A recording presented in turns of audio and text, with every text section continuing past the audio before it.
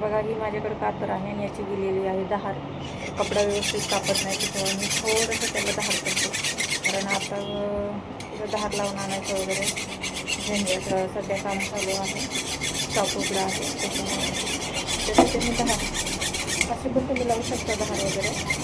खूप सुंदर धार लागते. सध्याचं तर काम चालू आहे, म्हणजे काम जुगाड आहे हा, तर तेच माझं चालू आहे, जेणेकरून माझा कपडा कापला जाईल व्यवस्थित.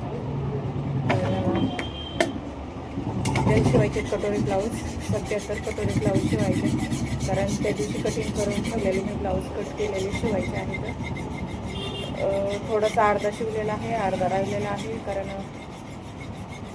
बिझनेस जरा स्लो चाललेला आहे, लगत करायचं थांबलेलं आहे, त्याच्यामुळे जरा शांत आहे.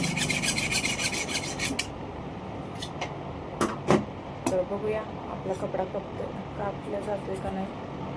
तर हे बघा इथं स्लीव्ज वगैरे मी लावून ठेवलेले आहे. फ्रंट पार्ट हा सगळा मी कट करून शिवून घेतलेला आहे. बघा ना, हे स्लीव्ज झाले, हे दुसरी स्लीव्ज पण आहे. त्याच्यानंतर आता हा फ्रंट आहे. आता आपल्याला बॅक करायचा आहे. बॅकच्या पाठीमागं आपण गोलगळाच देणार आहे, कारण सिंपल डेलीची ब्लाऊज आहे. तर इथं मी बॅक आखवते. खूप सुंदर असा बॅक आहे, सिंपल डेली ब्लाऊज आहे. तर प्रथमतः आपण त्याला ना मापाचा ब्लाऊज हे करूया. त्याच्यावर आपले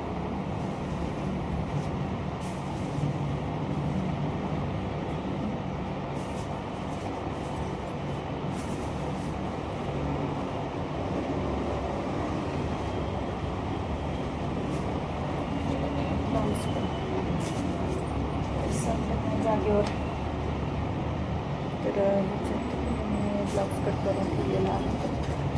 आता हे कट करणार आहोत. तर प्रथमतः इकडं 1/2 इंच सोडून द्यायचं आहे. ही उंची तर आपण मांडून द्यायची आहे, आणि वरून पण शिलाईमध्ये 1/2 इंच असं थोडंसं एक्स्ट्रा घ्यायचं. तर आपला हा गळ्याचं माप लगेच झालेला आहे. आपल्याला किती खोल गळा घ्यायचा आहे तो, आणि टेपने इथं सरळ रेष मारून घ्यायची आहे अशी. गळारुंदी एक तर 2.25 किंवा 2.25-2.5 इंच घेऊ शकता तुम्ही गळारुंदी, कारण ब्लाऊज बसतो खूप छान. ज्यावेळेस तुम्ही मोठे गळे कटिंग करता त्यावेळेस गळारुंदी 2.25-2.5च्या आसपासच ठेवा. तुमचे तिन्ही शोल्डर खाली उतरणार नाही आहे. बघा, खूप छान ब्लाऊज बसतो तुम्हाला. तर असा आपण हा गळा आखलेला आहे. तर आपण ह्याला कात्रीने कट करून घेऊ. कातर पण खूप सुंदर चालायला लागली आता, कारण आपली धारच इतकी मोडली होती, धार. आपल्याला ब्लाऊज पण शिवाय येत नव्हता. तर अशा प्रकारे आपला गळा हा आपण गोल एकदम व्यवस्थित कट केलेला आहे. तर हे जे आहे अस्तर ते इथं मांडून घ्यायचं आहे बघा, आणि शिवून घ्यायचं आहे.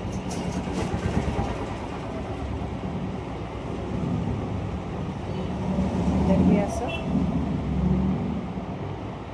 तुम्ही शक्यतो ह्याला पिना लावू शकता. काय होतं, सुळसुळ कपडा आहे भरपूर, त्याने आपल्याला शिवायला व्यवस्थित जमत नाही. आणि प्रथमतः याला उलटं सुलटं याची डिझाईन बघत जावा, कारण शिवल्या खूप मोठा प्रॉब्लेम होऊ शकतो तुमच्याबरोबर. तर उलटं सुलटं अगोदर कपडा बघून घ्यायचा, आपल्याला शिवायला व्यवस्थित पडन असा.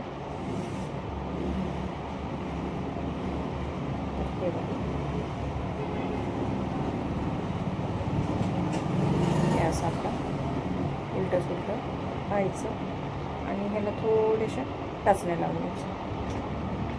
हे अशा प्रकारचे टाचण्या भेटतात, कुठल्याही दुकानात भेटतात तुम्हाला. तर ते अशा लावून घ्यायच्या, जेणेकरून आपला कपडा सरकला नाही पाहिजे. दाखवते मी डायरेक्ट.